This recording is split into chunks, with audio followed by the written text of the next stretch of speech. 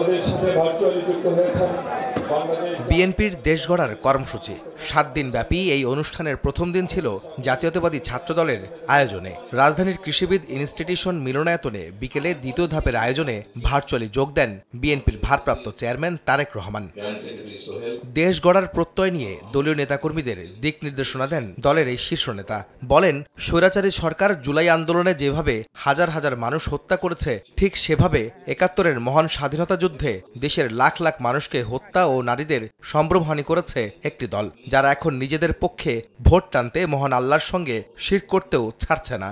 আমরা শুনেছি অনেক কিছু একটি রাজনৈতিক দলের কিছু ব্যক্তি বা বেশ কিছু ব্যক্তি বিভিন্ন জিনিসের টিকিট বিক্রি করে বেড়াচ্ছে, বিভিন্ন জিনিসের কনফার্মেশন দিয়ে বেড়াচ্ছে।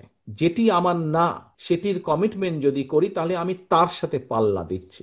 আমার নর্মাল দৃষ্টিকোণ থেকে আমি বুঝি যে সেটি হচ্ছে শিরক, সেটি হচ্ছে শিরকের পর্যায়ে পড়ে। যারা এইসব কথা বলে তারা শিরক করছে। আপনি যদি তাদের কথা শোনেন, আপনিও শিরকের পর্যায়ে পড়ে যাবেন।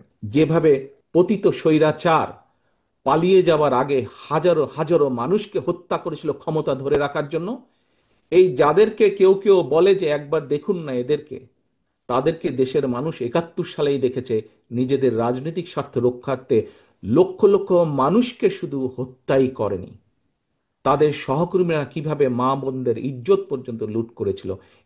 এই কথাটি আমাদেরকে মনে রাখতে হবে। সামনে কঠিন সময় আসছে সতর্ক করে বিএনপির ভারপ্রাপ্ত চেয়ারম্যান বলেন, পলাতক ফ্যাসিস্ট সরকারের মতো একটি গোষ্ঠী বিএনপির বিরুদ্ধে অপপ্রচার শুরু করেছে।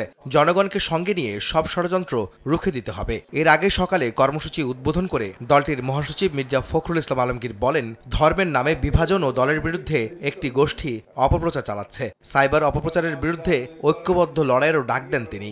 একটা গোষ্ঠী, একটা মহল ধর্মের নামে বাংলাদেশে একটা বিভাজনের পথ সৃষ্টি করতে চায়। আজকে একটা প্রবণতা দেখা দিয়েছে অত্যন্ত ব্যাপকভাবে বিএনপিকে একটা নেগেটিভ পলিটিক্যাল পার্টি হিসেবে দেখানো।